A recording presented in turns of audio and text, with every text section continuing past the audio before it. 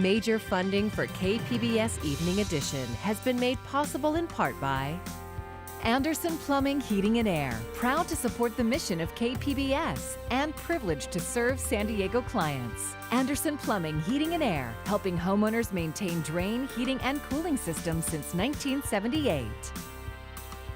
And by the Conrad Prebys Foundation, Darlene Marco Shiley, and by the following.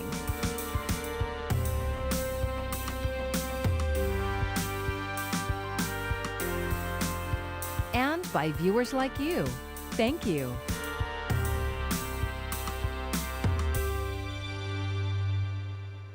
Good evening. It's Friday, August 14th. Thanks for joining us. I'm Maya Trabulsi, and we begin tonight with good news. Moments ago, San Diego County announced its third consecutive day of case rates below 100 per 100,000. And we've just confirmed that we have been removed from the state's monitoring list. Now, as for cases, there were 406 new ones, pushing to a total of 34,000. Sadly, there were also 7 deaths, bringing that total to 622. Today, the governor addressed schools reopening, saying learning is non-negotiable, but so is safety. We're preparing a broad strategy, recognize that we still have a lot of gaps and a lot of inequities that need to be addressed. And because of safety concerns, Newsom says more than 90% of students will start the school year with remote learning. And he says the state has set aside more than $5 billion to make sure teachers and students get the most out of remote learning, while acknowledging there's a lot of work still to be done. Elementary schools can request a waiver to reopen, but so far it's mostly private schools that have applied. KPBS education reporter Joe Hong tells us what this might mean for inequality in education. In July, Governor Gavin Newsom said elementary schools and their districts could request a waiver to reopen even if their county is on the state's monitoring list for high COVID case counts. So far, the San Diego Health and Human Services Agency has received 48 requests. 44 of them are from private schools. Among them are some of the priciest schools in the county that have the resources to offer extensive health safety measures. So we're going to test every student, every faculty member, every staff member before they come onto campus. Gary Cron is the head of school at La Jolla Country Day School, which serves more than 1,100 students. He said even if the county approves the request waiver, the school might wait to reopen. Even though we might have the opportunity to open, we're going to look at where this disease is in our community, and we're going to look at the information we have at that time. Cron said La Jolla Country Day has a robust reopening plan in place for when students are allowed to come back. It will offer hybrid programs that would allow some students and teachers to work from home. And students who do come to campus will not spend much time indoors. We're not allowing any student or faculty to be inside for over 25 to 30 minutes. So half of our classes are going to be outside. So we have spent a lot of resources creating outdoor classrooms and then creating the ventilation inside. However, with a tuition of about $30,000, La Jolla Country Day is among few schools able to provide such opportunities. This raises questions about inequities in education, which have been exacerbated by the COVID school closures. Students from low-income families and students of color are more likely to experience learning loss, and their families are more likely to suffer the economic consequences of the pandemic. These are really complicated times, of course. Alicia Smith-Arriaga is the executive director of the Education Trust West, a think tank studying equity in education. She doesn't blame private schools for being able to provide more for their students than public schools, but she said the federal government needs to step up and help mitigate the inequities. And so being able to have a waiver for students that age in and of itself, if it meets public health guidelines, is not problematic. But what does get problematic are the resources associated with actually being able to implement it, and what schools can do that and which schools cannot. That said, Smith-Arriaga is hopeful that schools that can reopen sooner will share best practices for safe reopening. Cron said La Jolla Country Day School is more than willing to help. He points to the school's partnership with Rady's Children's Hospital to provide researchers with routine testing data from their asymptomatic faculty and staff. If we fulfill our responsibility to move a little ahead, to be in front of the curve, and then share that with other schools and be a resource to them, so that we can create policies that are transferable to other schools, then we're playing an important role in our community. Joe Hom, KPBS News. With housing courts set to reopen on September 1st, thousands of tenants in San Diego now face possible eviction. KPBS reporter Max Rivlin-Nadler tells us how a pair of bills now working their way through the state legislature could offer relief for tenants and for landlords. It's a crisis like never before. Thousands of tenants suddenly without the income to pay their rent, and many landlords still on the hook for mortgages and upkeep. Two bills now aim to keep people in their homes. One, Assembly Bill 1436, would make it so no one could be evicted for unpaid rent accumulated during California's coronavirus state of emergency. The other, Senate Bill 1410, would have the state of California pay landlords at least 80% of the unpaid rent in tax credits. Tenants would then pay off that balance to the state as part of their taxes starting in 2024. And some low-income tenants wouldn't have to pay at all. But that program would be voluntary. Greg Knoll, executive director of the Legal Aid Society of San Diego, sees the two bills as heading off an eviction crisis in a city already struggling to house its low-income residents. Providing the protection we need for tenants to prevent them from becoming homeless and having a bigger problem on our hands, while at the same time allowing for the landlord to get some sort of remuneration in some way for the unpaid rent. No also sees this as a possible blueprint for solving California's housing crisis well beyond the pandemic. We've got to do something in the long term to not allow families, households to be put on the street. We have got to figure out something. Senate Bill 1410 has the support of the California Apartment Association, which represents landlords statewide. It also has the support of San Diego State Senator Tony Atkins. But Grace Martinez, a San Diego-based organizer with the tenant advocacy group ACE, says that only AB 1436, which would continue to pause evictions, has their full support. She's worried that some landlords wouldn't opt in to SB 1410 and pursue evicting their tenants for non-payment. Many tenants that we are talking to and who are members of our organization are being harassed, right? And, you know, this is an opportunity for a lot of landlords to really push people out at this time. And like, that's what we're seeing through their actions. With September 1st on the horizon, state leaders are now working to reconcile the two bills, hoping they'll come to some solution before the end of the legislative session and the beginning of a wave of mass evictions across the state. Max Rivlin-Nadler, KPBS News. California's ban on high-capacity ammunition magazines has been ruled unconstitutional. Today, a three-judge panel of the 9th U.S. Circuit Court of Appeals threw out the law, saying it violates the Second Amendment. Gun owners, however, cannot immediately buy magazines holding more than 10 bullets because of a stay issued by the lower court judge. California's Attorney General is reviewing the decision. The city of La Mesa is investigating the violent events that erupted following a peaceful protest on May 30th. Tensions escalated on May 30th when rocks and water bottles were thrown at police cars and police headquarters.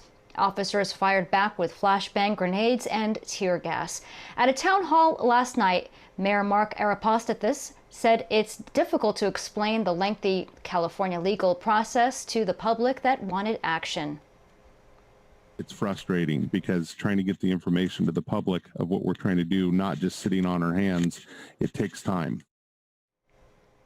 And La Mesa Police Chief Walt Vasquez announced he will retire at the end of this month. He planned to retire earlier this year, but delayed his departure because of the pandemic. Elected officials from across San Diego County are in dispute over the future of transportation. KPBS Metro reporter Andrew Bowen says those disagreements were on full display today. Since I got here, I saw a region that was ready for change. Hassan Ikrada, head of the regional planning agency SANDAG, kicked off a morning presentation to the board of directors, laying out the vision for the county's next long-term transportation plan. It's significantly different from previous plans because it doesn't include any freeway widenings, but it does include a new network of toll and HOV lanes throughout the county. And there would be a big investment in public transit, new high-speed rail, trolley, and rapid bus services. Sandag staff say that's what's necessary to avoid LA-style congestion and meet state requirements for reducing greenhouse gas emissions. National City Mayor Alejandra Sotelo Solis said she liked the plan's focus on improving transportation for disadvantaged communities. Access to good jobs, access to education, access to health care. These are all things that we all believe in as part of this American dream to strive for the best for our family and truly, have that upward mobility and equity. Perhaps the biggest skeptic of the plan was County Supervisor Jim Desmond, who said his constituents in North County are not leaving their cars behind anytime soon. We're much more spread out and we're not as densely populated as other areas of the county. So I want to make sure that North County also gets its equitable share and say in this. The plan does not come cheap, with an estimated cost of $177 billion over 30 years. Funding hinges on voters approving a sales tax increase at some point in the future. A more detailed version of the plan won't be ready until the spring, with board members scheduled to vote on its adoption in the fall of next year. Andrew Bowen, KPBS News. Scorching heat has much of the state under a flex alert right now, and our crew was out in Hot Hamul, where they found the Hollenbeck Canyon Wildlife Area open, but it was empty. Simply too hot to go out. And you're being reminded to drink plenty of water and avoid exposure. And power officials also ask you to turn off major appliances until 10 o'clock tonight. For more on the forecast, here's Marvin Gomez.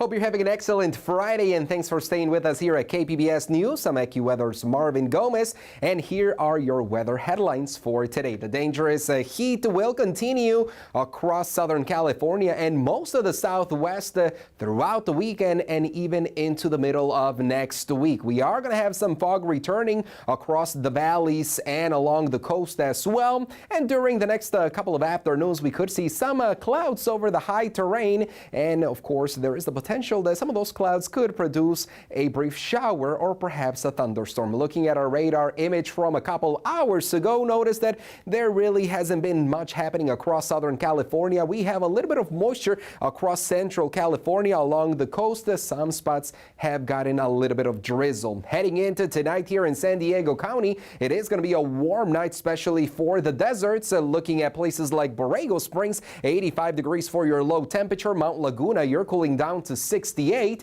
and along the coast, mid-60s for Oceanside. Down south at Chula Vista, near 70 degrees for tonight. As we transition into this weekend, again, we do have an area of high pressure that this system will continue to strengthen across the four corners, so the heat really will be baking much of the region, including sections of Southern California as well. You can see we do have an excessive heat warning in effect across most of San Diego County, except the immediate coastline. Although we don't have this alert in effect, it's still going to be a hot afternoon. San Diego coming up to 81 degrees, 82 degrees for Chula Vista, and up north Oceanside, 84 for the afternoon. Here's a quick look at your extended forecast along the coast. Temperatures staying in the mid to low 80s for the next couple of days. A few clouds rolling across inland areas, much warmer temperatures in the mid 90s. Meanwhile, in some of the mountains, again, we could have a couple of those clouds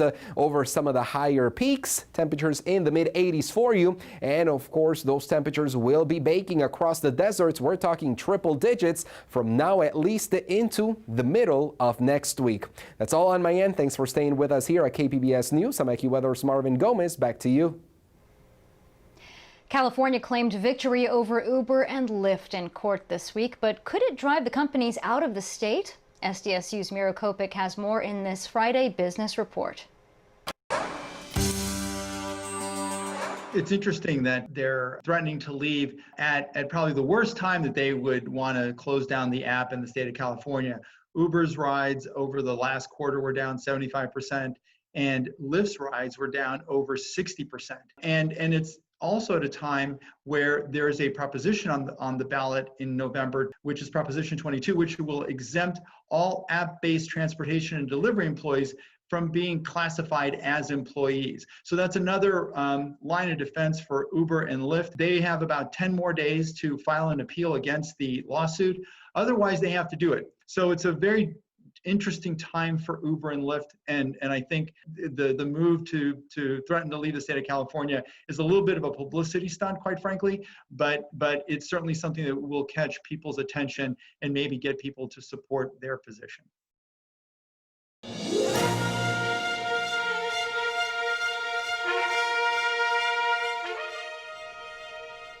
The U.S. Postal Service has long said rain, snow, heat, gloom of night are of no concern to its system.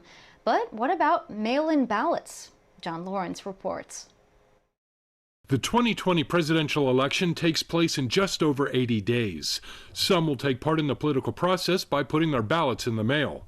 President Trump wants to block an expansion of voting by mail by refusing to support funds for the Postal Service. One of the reasons the post office needs that much money is to have all of these millions of ballots coming in from nowhere, and nobody knows from where and where they're going. A spokesman for presumptive Democratic nominee Joe Biden calls the president's stance an assault on democracy. Pure Trump. Okay, guys, let's go. Let's go. Come on. He doesn't want an election. The president says a coronavirus funding package is on hold due to Democrats demanding money for the USPS. They want $3.5 billion just for the ballots themselves. Why it's so much, I don't know. There is no evidence mail-in voting is prone to fraud, and Democrats say Mr. Trump's claim is all smoke and mirrors. He's been afraid for a while. He knows that on the legit, it'd be hard for him to win. So he wants to put obstacles of participation. Mail-in voting has been used across the country for decades. It is proven to be safe.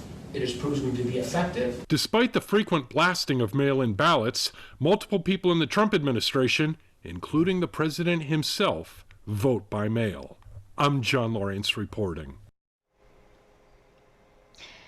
And a programming note, we will carry the Democratic National Convention starting Monday at 5 p.m. right here. And we invite you to watch Evening Edition at a special time of 5:30 and 11 p.m. on KPBS 2. Stephen Miller has been called the architect of the Trump administration's aggressive policies on Muslims and immigrants.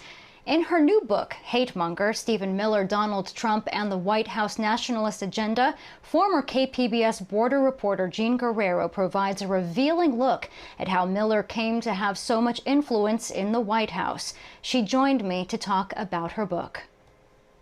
Jean, this book follows Miller's upbringing through his college days and his early career, where you can clearly start to see the making of the man that he becomes. Why did you decide that this was a story that needed to be told? Well, I'd been covering the consequences of Stephen Miller's policies, here at the busiest border crossing in the United States, and I felt it was important to try to understand the man who was behind these policies, and to really get to the bottom of what was motivating him. Because I kept hearing in the White House this idea that the family separations and these other policies were about law and order, but so many times I was interviewing asylum seekers, mothers with their children who presented legally and were separated anyway. And so for me, it was like, if this isn't about law and order, what is it about? And that's what led me to study Stephen Miller. And when I realized that he'd grown up in Southern California at the same time that I did, I felt that I could bring a unique perspective, having lived in California during a time of extreme anti-immigrant hostility in the 90s, and being able to bring that perspective to the table. So as a border reporter for KPBS, you covered the consequences of the Trump administration policy firsthand. Could this book be seen as a personal reaction to what you covered? Well, I think it's actually a very sort of impersonal book in a way, because, I approach this completely as an objective reporter with a completely open mind, thinking, Stephen Miller has been so vilified in the media, maybe he's been understood. I really want to get to the bottom of what he's about. And this is why, I delve into his childhood and his influences growing up. It's more about this book that I wrote is more about connecting the dots between what Stephen Miller is doing and having Trump do and say, and where he's drawing these policies from. And you begin to see, he's pulling policies directly from think tanks that were created by eugenicists and white supremacists who believe in population control for non-white people. Miller's own grandmother was an immigrant to this country, and in fact, she wanted him to be aware of his identity. What veered him off this path of self-identity? She found it so important to remind, she compiled the family history in this document for her grandchildren, saying that she wanted to be the bridge between their refugee ancestors and grandchildren like Stephen Miller, so that they would never forget the value of people who come to this country with nothing but the clothes on their back and speaking no English, just as Stephen Miller's ancestors did. As for how he veered off this path, it really has to do with the fact that he was radicalized during a difficult time in his life, and these extremists came in and gave him that, this sense of purpose and the sense of mission that slowly began to consume him and ultimately landed him as the most powerful advisor in the White House. Let's talk for a moment about the title of the book, Hate Monger. What made you decide to give it this very bold title? As journalists, we always refrain from using labels like racist or xenophobic to describe people, because we don't know what's in people's hearts. And I think for the most part, this has been a really good thing. Neutrality is necessary for journalistic integrity, and it's what makes journalism such an integral pillar of our American democracy. However, I think that this reluctance that we've had as journalists has also allowed white supremacists and white nationalists to operate with impunity within our institutions. And so I think that when you can actually draw the lines between what someone is doing and a hateful ideology, it's very important when this person is in a position of power to call what they're doing by its name. And so I can't tell you what's in Stephen Miller's heart. I cannot tell you that Stephen Miller hates Mexicans or hates people of color. But what I can tell you is that Stephen Miller is fluent in hate. He speaks the language of hate. He, deliberately incites hatred. And so this is why we ultimately chose the title Hate Monger. Jean Guerrero, author of Hate Monger, thank you so much for joining me. Thank you so much, Maya. And we want to update you on our top story. Today, San Diego County announced its third consecutive day of case rates below 100 per 100,000, and that means we may be removed from the state's monitoring list. However, the state says it is reviewing the data before making that official. Now, as for cases, there were 406 new ones, pushing to a total of 34,000. Sadly, there were also 7 deaths, bringing that total to 622. It was quite the celebration this morning on board the USS Midway Museum. A special tribute was held to honor the service members of World War II. Today marks the 75th anniversary of the end of the war. Veterans shared what they remember of that day and their hopes for America's future. Right now, there seems to be a great deal of unrest in the country, and I would like, of course, for the unrest to come to an end and for people to be kind to one another. And it's estimated there are 300,000 U.S. World War II veterans still alive. The Oceanside International Film Festival is going online for its 10th anniversary. KPBS arts reporter Beth Accomando has a preview and a warning. One of the featured films contains graphic images. One of the opening images of the documentary Unner is an aerial shot of an impressive Icelandic waterfall, and it took my breath away. Having spent most of the past 6 months sheltering at home, this proved to be a refreshing reminder of the vast outdoors that I had sort of forgotten about. As I watched more entries from this year's Oceanside International Film Festival, I was struck by how many of the films reveled in images of nature. And we have some really beautiful films. So hopefully it'll be that kind of inspiring thing where you're trapped inside and you can live vicariously through these films. Just some beautiful films that are in our sustainable block or even in our kind of social justice stories that'll take you on a trip. Photojournalist takes a trip from Central America on the train, trying to come to America, following their children, trying to immigrate. In The Roads Most Traveled, photojournalist Don Bartletti invites us into his world. It bothered me at first to see dead bodies, to see injured people, to see suffering. Then I learned that You know, I can hide behind the camera only so long before I can't see through the viewfinder because tears are coming down my eyes. But if I couldn't stand to do that, I would do something else. I shouldn't do it. It's not for everybody. The goal here is to teach viewers this is what happened behind the scenes. The struggle of people in failing countries. So I take it as my responsibility, and I'm not numb to it, but I can tell you I'm surprised how much ugliness I can look at. The film is part of the Culture Block. The festival has 8 programming blocks that include the categories Dark, Sustainable, Golden Hour, Lineup, Change, Coming of Age, and Art House. And we really like to have themed blocks. So we have these themed blocks of films that may not be just documentaries or just love stories. You know, there might be a mix in there and they're tied together somehow by another thread that's moving through the stories. Niles hates to cite any favorites, but he does have some. One of my most favorites is Eat the Rainbow, which is kind of a musical short, really interesting, but a very deep social consciousness issue is really the main storyline, but they approach it in such an interesting, creative way. We'll become some sort of a neighborhood melting pot then. Yes, but instead of a melting pot, think of it as a salad bowl. With many different ingredients. Of all colors. Mixed together. Each with its own unique flavor. And deliciousness. Virtual tickets can be purchased for individual blocks, or you can enjoy the entire festival for a mere $35. Beth Accomando, KPBS News. Thank you for joining us tonight. I'm Maya Trabulsi. Have a great evening. Major funding for KPBS Evening Edition has been made possible in part by Anderson Plumbing, Heating and Air, proud to support the mission of KPBS and privileged to serve San Diego clients. Anderson Plumbing, Heating and Air, helping homeowners maintain drain, heating, and cooling systems since 1978. And by the Conrad Prebys Foundation, Darlene Marco Shiley, and by the following: